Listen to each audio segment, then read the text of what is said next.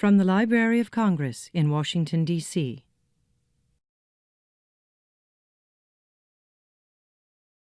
Now it's my pleasure to introduce the very talented Steve Vogel, who is not only a book author, but a longtime reporter with the Washington Post.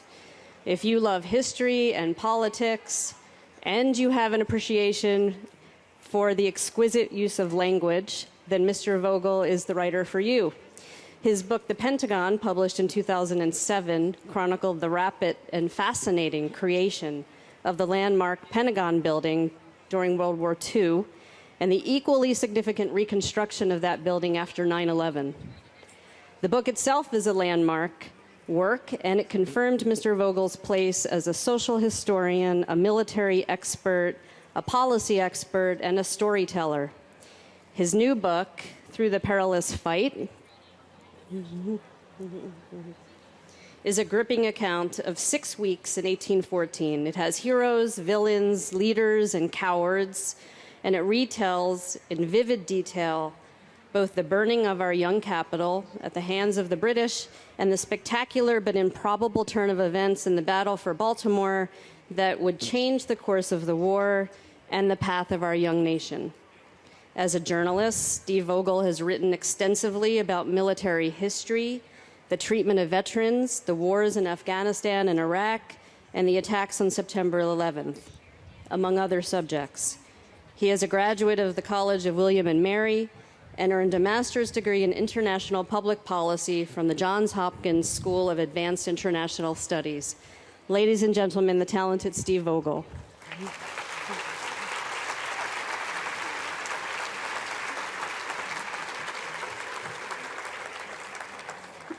Thank you very much. Really a great honor to be here. When I think about it, the Library of Congress, which you may or may not know, was actually burned down as part of the story I tell. It's kind of ironic to be here today to talk about it, particularly considering the admiral who was more or less behind the attack on Washington that led to the burning of the White House and the Capitol, the Library of Congress, George Coburn. Today, his papers are at the Library of Congress. So I think it's just desserts of some kind. But I will say that I spent a lot of time at the Library of Congress, just an unequaled resource. And it's both for the amount of material in the manuscripts section, all the books and newspapers, and really the terrific people that work there. Many of them are here today in the orange T-shirts, so thank you very much to the Library of Congress. 200 years ago this spring, a Royal Navy squadron showed up in the Chesapeake Bay and unleashed a chain of events that would culminate in the burning of Washington, the battle for Baltimore, and the events that would spur the creation of the Star-Spangled Banner, our national anthem. And you know, most of the events of this story are familiar to us just as little bits and pieces. We don't quite know how they fit together. You know, we have images of Dolly Madison saving the portrait of George Washington, and you know, somehow Francis ScottKey is almost as if he's beamed down from outer space, shows up in Baltimore Harbor to witness the bombardment and writes a song about it. And Andrew Jackson whips the British down in New Orleans. And we know these as sort of almost separate little stories. We don't really know how they connect, or we've kind of forgotten a lot of that story. And growing up in this area, as I did in Alexandria, we're really immersed in history. Just fantastic places to visit. But a lot of it in Alexandria, for example, is Civil War history. All around this region, we get our share of it, and I'm as fascinated by the Civil War as anyone else. But it always struck me as kind of odd that we knew so little about this event that took place just 50 years before the Civil War, and despite the fact that right here, where we're standing right now, was really the center of action of some of the most dramatic parts of this story during the War of 1812. And you know, if we didn't have this behind me, we could see the Capitol back there. which of course was burned down. Didn't have the dome back then, but it was still a magnificent building that was being built for the ages. The White House at the other end of Pennsylvania Avenue. A lot of what we know today about the war is misunderstood or just wrong. One of the things that's very important to remember is that the United States declared war on Great Britain and not the other way around. We sometimes in the United States assume that, well, the British wanted to take back their colonies and that's why we were at war. And it was a lot more complicated than that, in that Great Britain was actually in the midst of this titanic struggle with Napoleon. This war that had lasted for the better part of 20 years with France. And from Great Britain's standpoint, they were in a life and death struggle, basically fighting for civilization in their mind. And they did not have any hesitation in trampling on American sovereignty in trying to win that war. You know, if we look forward 200 years to, say, the United States after 9/11, the British had kind of a you're either with us or against us mentality. And the United States felt that its own sovereignty was not being respected by Great Britain. Our ships were being stopped by British Royal Navy ships at sea. Anybody they suspected of being of British origin could be taken off and impressed into service in the Royal Navy. There were a lot of restrictions on American trade that were really infuriating to a lot of people in the United States. And in 1812, we had a new Congress that had been elected with a very, I wouldn't say radical, but it was a group of people that really felt firmly that we needed to put a stop to this, and they pushed for war with Great Britain.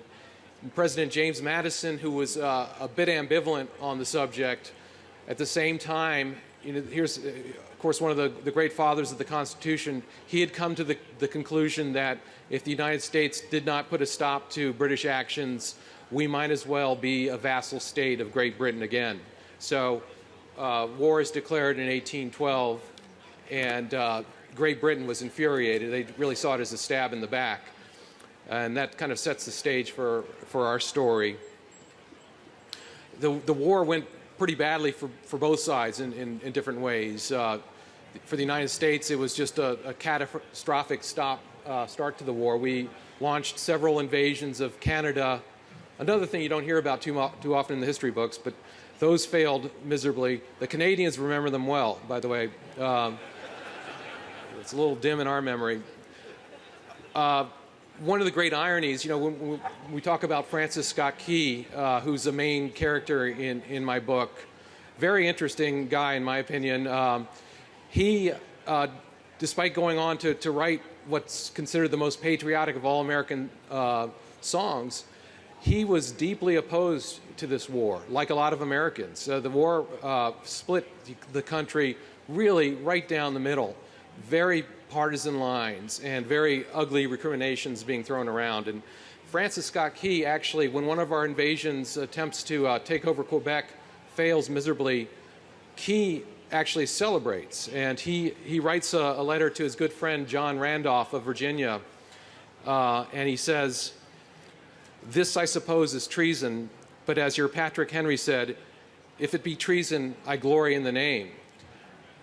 And you think about that for a minute. I mean, if that was tweeted out or out on the cable shows, you know, Francis Scott Key would probably not have been thought of the same way we think of him today. But that was the atmosphere back then. The country was absolutely broke. The Treasury was, particularly a couple of years into the war, Congress had not agreed to any new taxes to pay for the war, so the Treasury was broke. The government was dysfunctional, radically vicious partisanship, as Francis Scott Key said. I don't know if any of this sounds familiar, but this is what the situation was. But, you know, for Great Britain, the war hadn't gone that well either from their standpoint. There'd been, particularly during the first year of the war, there'd been several American victories at sea, single-ship victories by the USS Constitution, Old Ironsides, against British warships. And these have been humiliating for Great Britain. And Great Britain decided they needed to devote a little more attention, tied up as they were in France with Napoleon and in the Iberian Peninsula with the great fight against Napoleon. They were starting to win that war, and they had a little bit more to send our direction. So in 1813, Rear Admiral George Coburn sails into the Chesapeake. And there was a British historian, William James, who was in the United States at the time. He happened to be in Philadelphia, and he'd been detained during the war. And as he later wrote, until Admiral Coburn showed up, the inhabitants of the Chesapeake Bay region would scarcely have known, except by hearsay, that there was a war going on. And that was about to change. Coburn, very capable officer, ruthless. I argue in the book, he wasn't vicious. He was cruel, but not for cruelty's sake. He was someone who was fighting a form of total warfare 50 years before William Tecumseh Sherman and his march in the South. Coburn believed that the way to put an end to this war was to make Americans pay a very high price for it. And this involved the destruction of a lot of property in this area. And he and his Royal Navy squadron, accompanied by Royal Marines, burnt a number of towns in the Maryland, Virginia, the greater Chesapeake region, Havre de Grace, Hampton, Fredericktown, which is up on the Sassafras River, a number of plantations. The countryside was in terror by the end of 1813, and Coburn was not only the most hated man in America, he was the most feared. Very a figure that people could not utter his name without taking the most some very unpleasant things were said about Admiral Coburn. I won't repeat them since we have children in the audience, but he was not a popular figure. The 200-mile length of the Chesapeake Bay was ideal for an expeditionary force such as Coburn had, but Coburn really believed that in order to put an end to this war, he was going to need some Army troops. And after several months of his operations in the Chesapeake, he'd come to the conclusion that a small British Army force could take the capital of the United States, meeting very little opposition. It was a pretty bold statement, but Coburn, through his probing up the Patuxent and Potomac rivers, had found very little in the way of capable American defenses. Most of the American defenses or troops, such as they were, because we had a pretty small army, were up on the Canadian frontier. So the defense of the capital, like this entire region, really fell to local militia units. And the militia units were not particularly well trained, tended to be tradesmen, farmers, some gentlemen who were more interested in the fancy uniforms than actual real fighting. And for the most part, these militia were very uneasy about leaving their homes unguarded while you had Coburn launching raids on homes and plantations up and down the waterways of Virginia and Maryland.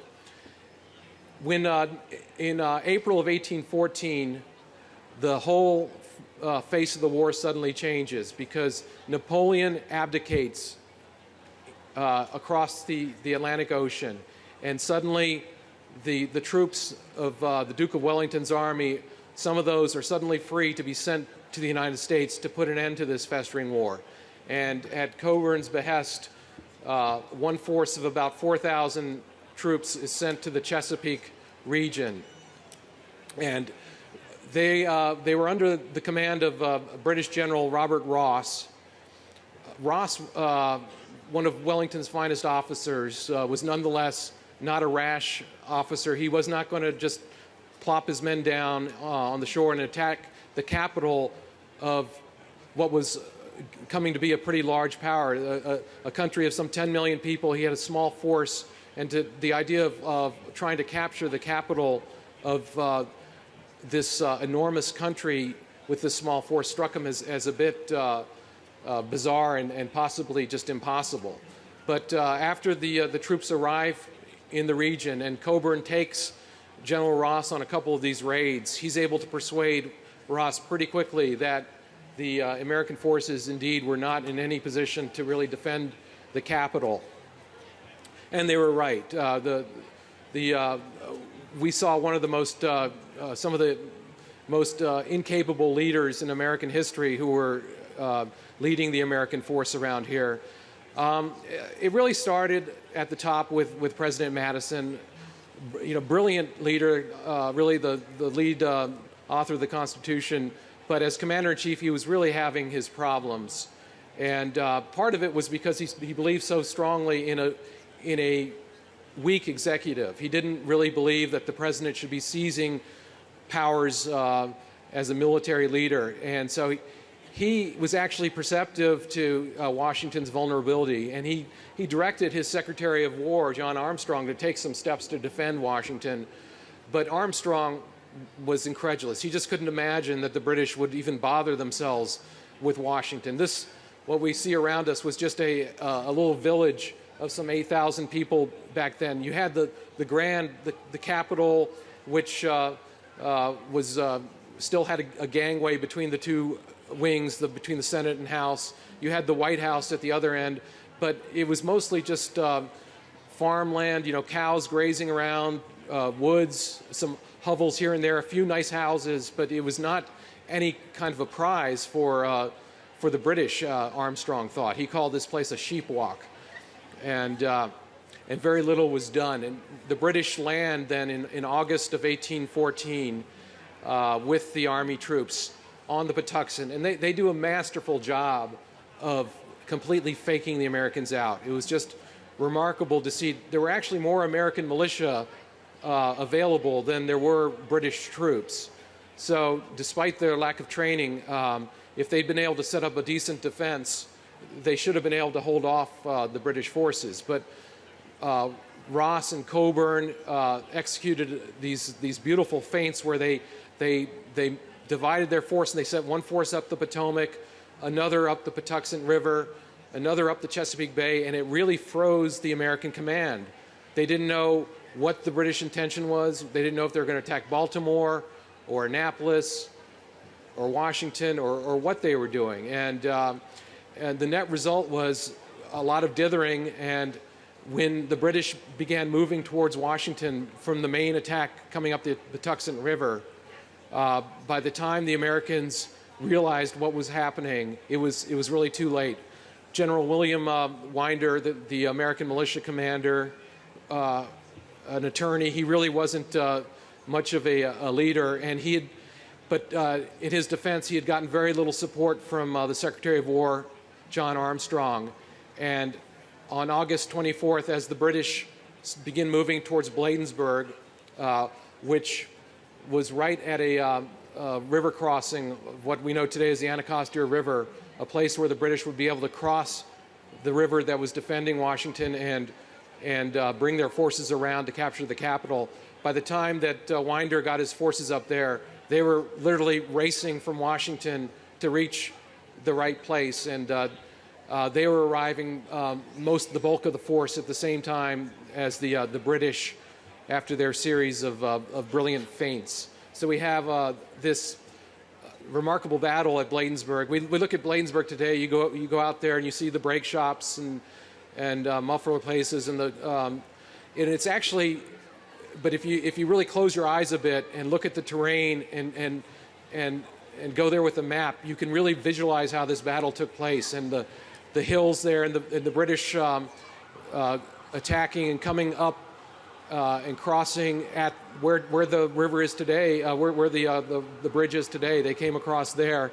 The American forces actually ended up putting up a strong fight on the last line under Commodore Joshua Barney, who was one of the real heroes of this story. And I'm not going to go into much detail about him right now, save to say he was probably the finest American fighter out there. He and his flotilla men and some U.S. Marines almost single-handedly turned back that British assault with a very vicious cannon fire. And when we talk about the Bladensburg races, everybody laughs and says, well, the Americans just turned and ran. Yes, they did, but it doesn't really give enough credit to some very brave fighting that went on that day. and some people who almost managed to save the capital. But in the end, the British were just too clever and the American commanders too inept. And the British had an open road into Washington that night. And they come in, essentially coming down Maryland Avenue towards Capitol Hill, unopposed. The American Army had retreated. The militia, by this time, had gone past the White House into Georgetown, eventually going up to Tenleytown. For those of you who live here in the Washington area, you know, some of the names that we see in this story are fascinating because we don't think of them as part of this battle or this very precarious moment in American history. But they're all there, and the British then come in. They set fire to the Capitol pretty quickly. The Washington Navy Yard. Very sadly, of course, it's been in the news the last few days. A very tragic event. This place is really one of the most historic places in this country, and has seen a lot of tragedy and triumph over the years. But on that night, the commander of the Navy Yard, Thomas Tingey, had orders to not let the British capture the place, and so this installation, which had built a number of American Navy ships and just had enormous stores of supplies, was torched. So you had the Capitol in flames. The British marched right up Pennsylvania Avenue to the White House. That's in flames. The sight of the city in flames, it's kind of hard to imagine today when we talk about, well, you know, the United States hasn't ever really been invaded by a foreign power. We tend to forget this day. August 24th of 1814 was really one of the most terrible in American history. And the fires that burned in Washington that night were visible as far away as Baltimore. You could see them in Frederick, Maryland, Fredericksburg, Virginia. You know, the British ships way down the Potomac and Patuxent could see them. It was just a spectacular, magnificent and desolate sight, as people who saw it said, a sight they would never forget. So let's imagine this. Here we are, the next day, August 25th. This has to be one of the most desolate moments in American history. You have the White House and Capitol, smoldering ruins, essentially. President Madison and his cabinet have fled. Nobody knows where they are. They've kind of gone off in different directions. They had a plan, but they didn't really stick with it. There was no Air Force One or presidential helicopter to whisk him away. You know, Madison, for all his failures as commander, had actually performed quite bravely that day and rode out to Bladensburg and, you know, tried to do what he could, which was very little, and then ends up coming back to the White House and fleeing into Virginia, crossing over what today we call Theodore Roosevelt Island, and escaping into Virginia, where he reunites with Dolly. But, you know, essentially the government is in disarray. It's hard to think that, you know, from this scene, 3 weeks later, we're going to come to a great moment of triumph. And that's a story I try to focus on the book. The next 3 weeks in particular are critical because the British, after having taken Washington, they didn't have a big enough force to stay here. They had no interest in staying here. They essentially destroyed all the government buildings and respected private property pretty well, and then withdrew to the ships. There was some push to go straight on to Baltimore. Why Baltimore? Well, you know, we're sort of have a rivalry with Baltimore. I'm sure there's some folks from Maryland here. In those days, Baltimore was a far more important city than Washington. In fact, it was the third largest city in the United States, one of the most important ports. It was also a big center, the most important center of American privateering, which was a very effective manner of legalized piracy that had proved effective at harming British shipping. The British were very eager to go on to Baltimore. And if they had moved directly on to Baltimore, this story could have ended quite differently, because Baltimore was on the verge of capitulation after news of Washington's fall arrives. A lot of the militia troops that fight at Bladensburg are actually from Baltimore, and they flee up in disarray back home, and they're saying, you know, we're not going to be able to stop these guys. And a number of things happened to change the story. One of them is the U.S. Navy. A couple of the commanders, John Rogers and a guy named Oliver Hazard Perry, who had won a great battle in Lake Erie a year earlier. These guys are sent down. They begin setting up the defenses in Washington, in Baltimore. Rogers, in particular, organizes a naval brigade. They have very capable naval gunners, sailors from ships who are now fighting on land, who really buck up the militia defenses in Baltimore. The other thing in Baltimore is they don't have General Winder. He is more or less, a coup is really the best way to put about what happens. But the people in Baltimore decide they don't want General Winder as their commander, and General Sam Smith is put in charge. And he's a very capable commander, has the loyalty of the troops, not least because he gives out a lot of rum and whiskey with the rations. But Francis ScottKey, you know, it's just amazing when we think about his part in this whole story, because he takes part in the debacle at Bladensburg. Despite his opposition to the war, he, like a lot of other citizens in this town, wanted to fight to protect his home. He signs up for the militia. He's not a very capable soldier, but it was at least out there. During the fight for Bladensburg, he's actually acting as a civilian advisor to one of the Washington militia commanders. Doesn't perform particularly well, really only adds to the chaos, but he was one of many who do not wear Bladensburg as a badge of honor. But he gets involved in this very interesting mission to rescue an American doctor who had been taken prisoner by the British on their way out of Washington. And Key actually intercepts the British as they're sailing up to Baltimore to argue for this man's freedom, a mission that had been approved by President Madison. The American delegation with Key arrives, finds the British fleet just as they're making the decision to attack Baltimore.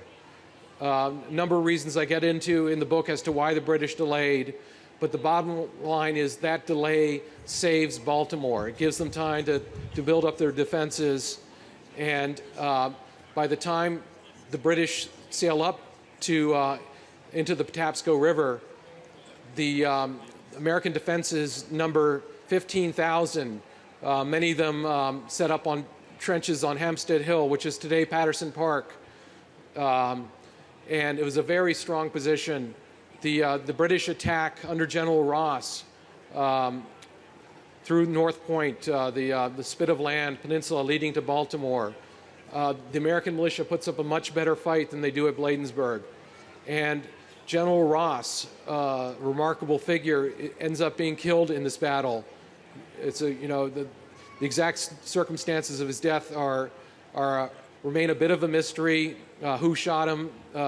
It was American. It might have been some sharpshooters. It might have been another militia unit. But the bottom line was, without Ross, the British were not as capably led, and lost a bit of their pizzazz. At the same time, the naval attack on Fort McHenry, which has to succeed in order for the British to reach Baltimore. Fort McHenry is perfectly positioned, but the British have this very formidable squadron that is really most formidable floating siege artillery in the world, is there, all positioned off of Fort McHenry. And the bombardment that Francis ScottKey witnesses, he's kept there as a detainee by the British. His vantage point was one of directly off the water, seeing this fantastic display of firepower being launched at the fort. He feels that the fort probably can't withstand this amount of bombardment, and a lot of people are fearing the same thing. But the American commander inside Fort McHenry, George Armistead, very wisely scatters his men, and he scatters the gunpowder that's being held in the magazine. And the result is that the bombardment isn't nearly as effective as the British would have expected. A lot of bombs. A terrific storm is raging at this time. A lot of the bombs are being extinguished by rain. The British are having trouble aiming. Francis ScottKey, as the first day of bombardment ends, he's able to see the American flag flying over Fort McHenry. But as the night gets darker, he can't see anything. And the only proof he has that this bombardment has not succeeded is the fact that it's still going on. So as long as he's able to hear these bombs going off, it's absolutely a sign of relief for him. But then early in the morning, about 3 o'clock, the firing comes to a halt, and Key doesn't know what's happened. And as it transpires, the British were actually withdrawing some of their forces that had launched a diversionary raid. But Key fears that the silence means that the fort is surrendered. You know, he's got loved ones in the city. His brother-in-law is commander of the artillery, one of the artillery companies at Fort McHenry, which has actually suffered a number of losses. You know, Key's quite distraught. But then with the dawn, he sees the flag. And when we sing the national anthem, I think it's very important to remember that what Key was writing here was really a question, because as that fight is raging, he doesn't know if he's going to see the American flag flying there in the morning. And if he doesn't see the flag flying, that means Fort McHenry's gone. If Fort McHenry's down, Baltimore is going to be decimated, and there was a real fear that from there, Philadelphia, New York would be next. So his question, you know, is the flag still there, is really asking whether our young American democracy was going to survive in its infancy. And during that dark period in 1814, there was real question about that. And that first verse ends in a question mark. We know the rest of the story, but it's a song that I think that bears repeating even to this day. There are always questions about the health of our democracy, and that was what Key was writing. I want to leave some time here for questions and discussions, but I want to thank everybody for attending this event. Thank you again to the Library of Congress.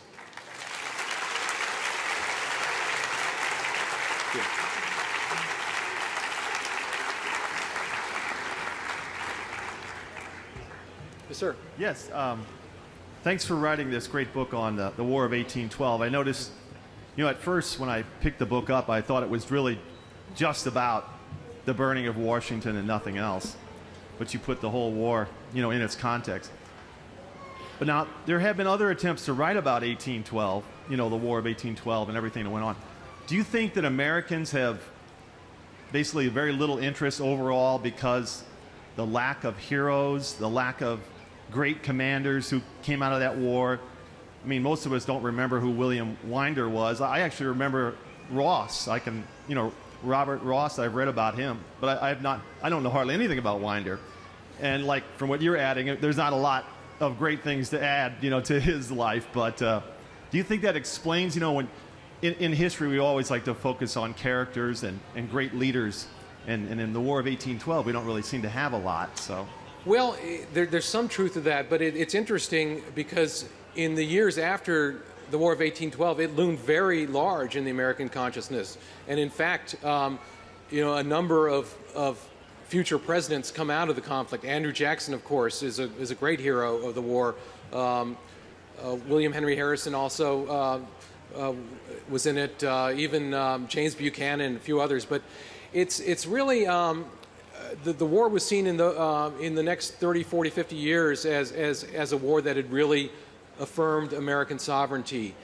It really isn't until the Civil War comes along where this is, you know, the surpassingly important watershed in American history that the War of 1812 begins to recede from memory. Now, ironically, it certainly hadn't receded from the memory of the soldiers fighting in the war. In fact, it's the Civil War that's responsible really for bringing the Star-Spangled Banner to more national prominence. the song that Key had written was a popular song. It's something of an unofficial anthem, and particularly in this region. But Union troops who were fighting, Fort Sumter, a federal fort, had come under fire. There was a lot about the Star-Spangled Banner that resonated with Union troops in that day, and that's one of the reasons the song was eventually becomes our national anthem.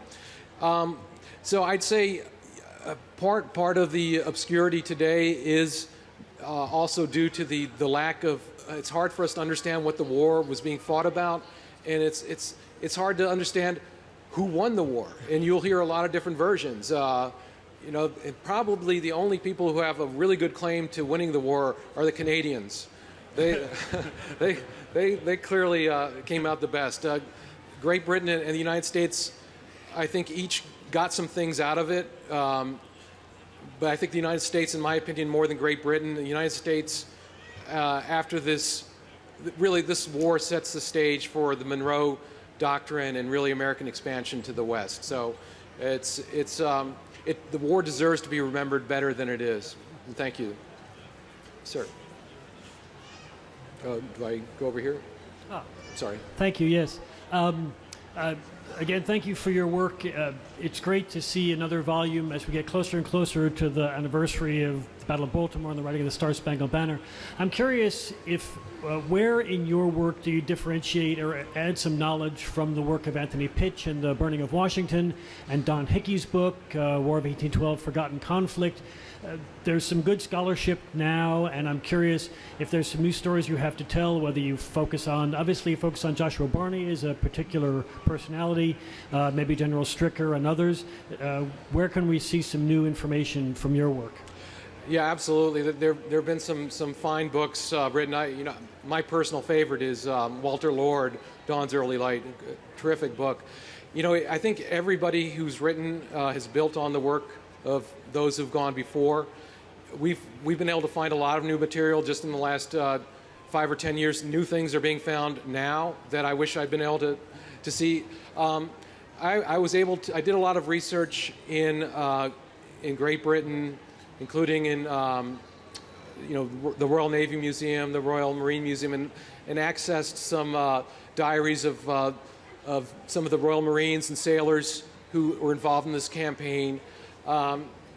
Some news stories involved there, able to provide details about, some of the stories about what happened in Washington, solving some of the mysteries of, the huge arsenal explosion, for example, where there's down Greenleaf Point where Fort McNair is today. There's a big explosion there. Nobody really knew what that explosion was, but I found a diary of a Royal Marine captain that confirms that a fuse from a cannon blew into this well and set it off. My book tends to follow certain characters around it. It tries to be a very chronological, almost tick-tock, to use a newspaper term, description of the events. So it tells a story that we know some of the details to, but I think it has some new stories, new characters, new understandings, and 5 years from now, it's going to be possible to write another one because new things are being found, more diaries, and the Maryland State Archives, for example, has found a lot of interesting things. So I think it's a story worth telling again. Sir. What exactly was the British goal with this campaign? You mentioned that they had only 4,000 men with which they came into Washington. They couldn't hold the town. They're going up to Baltimore next. They wouldn't have enough troops to hold there. And I've always wondered, was this, many of us have been taught that burning of Washington was retaliation for the burning of York, now Toronto. Was it strictly for terror purposes? Was there a bigger strategic vision of this? Considering that New England was so against the War of 1812, I would think they would have had maybe more sympathy, more acceptance if they had moved into that area or New York Harbor like they had during the Revolution. What was it that they were after here? Right, and the whole story about the British burning Washington as revenge for the burning of York, this is really it's a myth. It's one that I think we can pretty clearly say now is not why the British came here. In fact, the British were actually already burning towns in the Chesapeake well before anybody knew about York.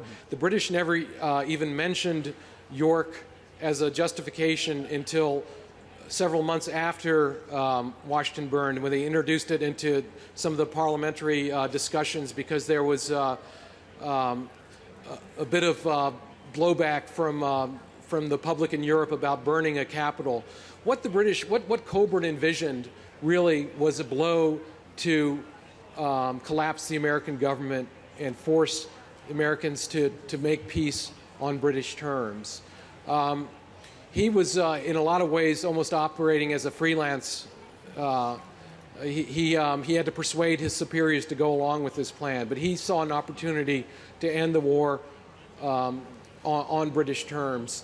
And if they had captured Baltimore, he might have succeeded. It's very interesting to think about.